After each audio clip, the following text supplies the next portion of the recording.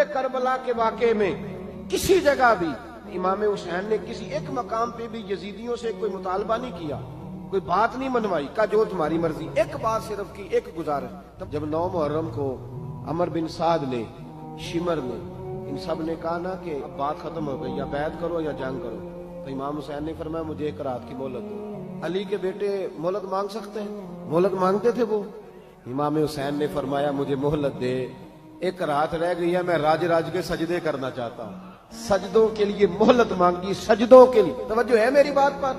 महफिलें लंबी, नमाजें छोटी। 24 घंटे आप किसी को बिठा लें बाहर, वो बैठा रहेगा, गप्पे लगाएं।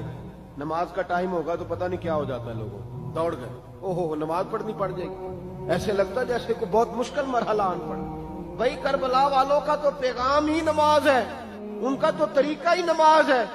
इमाम हुसैन ने कहा एक रात की मोहलत, फकत इसलिए कि मैं खुल के नमाजें पढ़ लूं।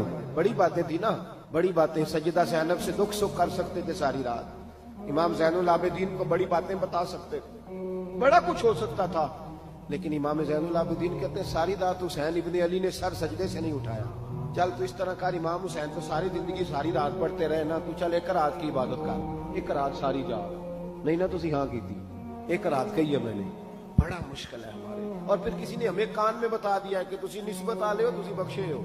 कोई पक्की गल दस गया साहब, इसमें कोई शक नहीं कि निस्बत से बख्शे जाएंगे। लेकिन इमाम हुसैन डायरेक्ट नवासे हैं नबी पाक के। अगर वो निस्बत के बावजूद भी सारी सारी रात नमाज पढ़ते हैं, तू किस किस्म का निस्बत वाला है कि 10 मुहर्रम को भी तेरी सारी कज़ा हो जाती है, सारी कज़ा छुट्टी। हम निस्बत वाले हैं बस।